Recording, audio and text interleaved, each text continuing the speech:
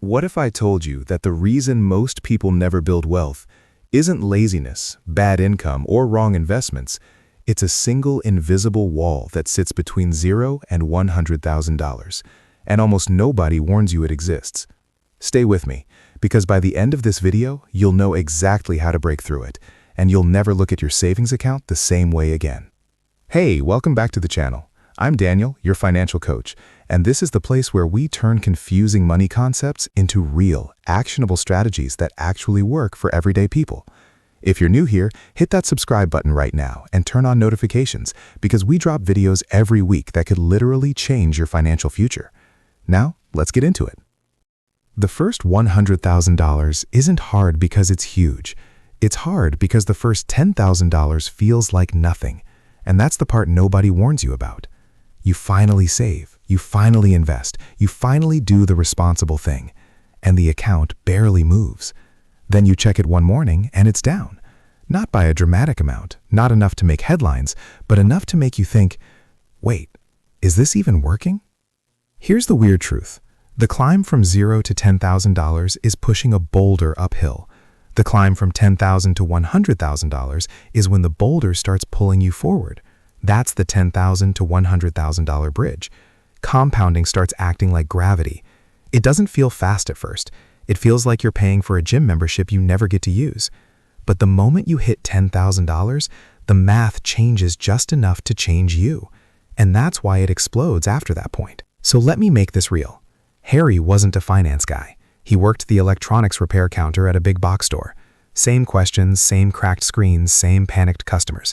His take-home pay was $3,467 a month. Not terrible, not amazing, and just low enough to feel like every mistake had teeth. He rented a converted garage unit, rent $1,199, car payment on an older Civic, $237, and he had one financial advantage that didn't feel like an advantage. He was tired of starting over. You know that feeling? Something hits, a repair, a bill, a random expense you didn't ask for, and suddenly you're back at zero, again.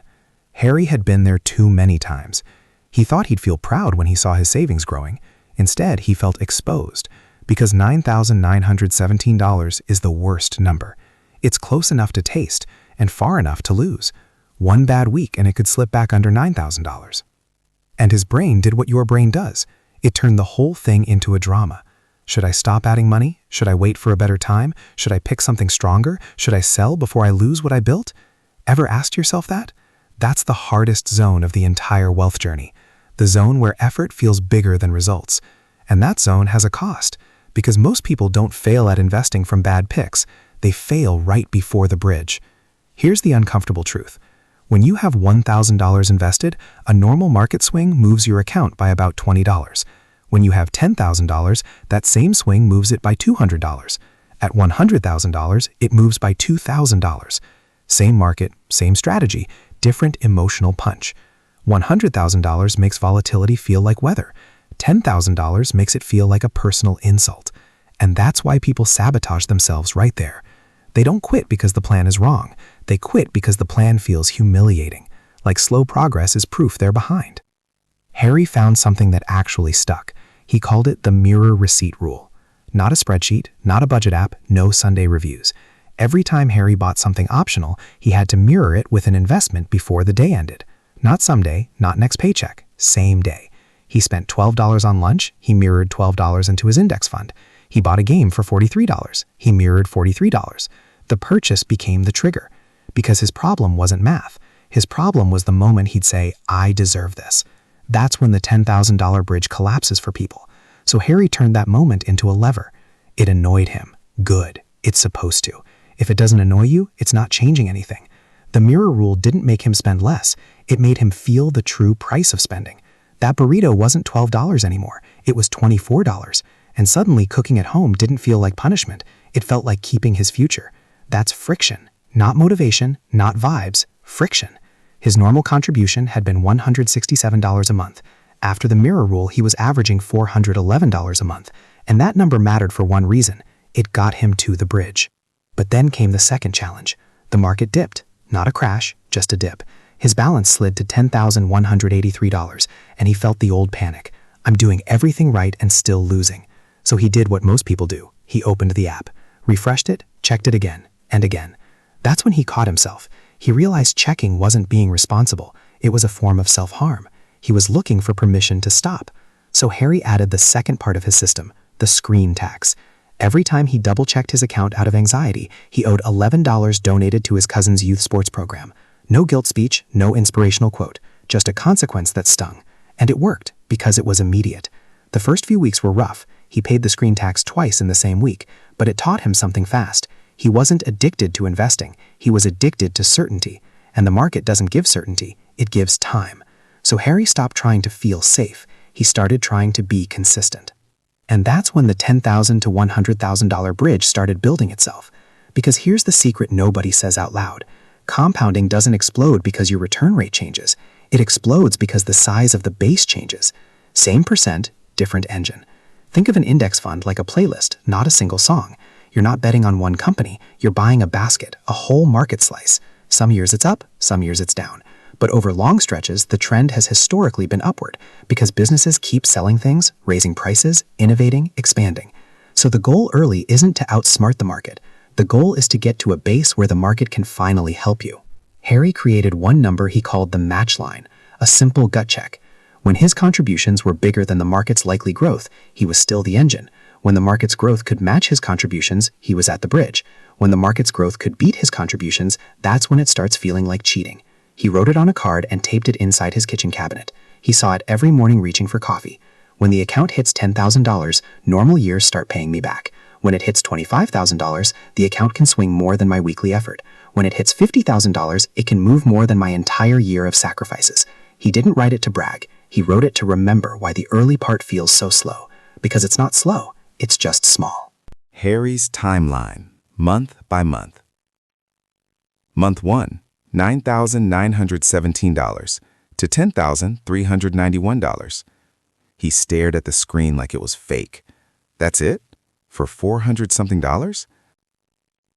Month 2, market dipped. Balance slid to $10,183. Old panic crept back. But this time, Harry caught himself. He paid the screen tax and kept going. Month 3, $12,177. Slow, steady, no drama. Month 5, $15,909. Then an obstacle hit. Car repair, $973. Old Harry would have put it on a card. New Harry mirrored the behavior, paused optional spending for 13 days. No punishment, just a sprint. Then resumed the mirror rule. Because the point wasn't purity, the point was staying in the game. Month 7, $21,413. One decent market stretch, and his account jumped $400 without him adding anything extra. He laughed out loud. Wait, that's my whole mirror month, and I didn't do anything. That's when belief clicks in, because now the market is contributing alongside you. You stop feeling alone. Month 9, $25,000. Something psychological changed without a single motivational quote. When you have $25,000 invested, a normal up year can add enough that you feel it in your body. It's not abstract. It's not someday. It's, oh, this thing is alive. And because it's alive, you protect it. Here's the bridge math in plain terms. At $10,000, a normal 8% year adds around $800. At $50,000, that same year adds around $4,000. At $100,000, it adds around $8,000. Same behavior, same fund, same time, different base. And the base changes everything, because once the base gets big enough, even average years look like progress. And progress is what keeps you invested long enough to catch the monster years. Harry hit $50,000, then kept going. No hot stock chasing, no strategy switching every time a headline screamed. Just the playlist, just the mirror rule, softened to his 3 biggest leak points: takeout, impulse tech, and random subscriptions. 3 triggers. That was enough. The 10-year promise. Then he made one final commitment. He'd keep buying for 10 years, no matter what the market did. Not because 10 is magical, because 10 is long enough that bad years become background noise, and good years become life-changing. And that's when the last stretch became possible. He stopped measuring progress by months. He started measuring it by years. Your action plan. So, if you're sitting under $10,000 right now, here's your clarity. Stop trying to feel like a genius. Your job is to cross the bridge, and crossing the bridge is mostly behavior, not brilliance. Open your brokerage app. Search a broad market index fund. A total market fund or a simple 500 style fund works for most people. Pick one. Buy something. Even $25, even $47. The amount doesn't matter as much as starting. Then steal Harry's two-part system. Pick 3 optional spending triggers that usually wreck you. Mirror them with an investment the same day. Not next week, same day. And if you're the type who checks the account like it's a heartbeat, add a screen tax. Tie it to something you care about. Make the consequence immediate. Because the goal isn't to be perfect. The goal is to stay in the game long enough for the base to grow. The truth about compounding. Compounding doesn't start at $100,000. It becomes visible at $100,000. It was working the whole time. You just couldn't feel it yet. One day, you'll look down and realize the market moved your account by more than your monthly effort. And you'll finally understand why people say it feels like cheating. Because the boulder isn't being pushed anymore. It's rolling.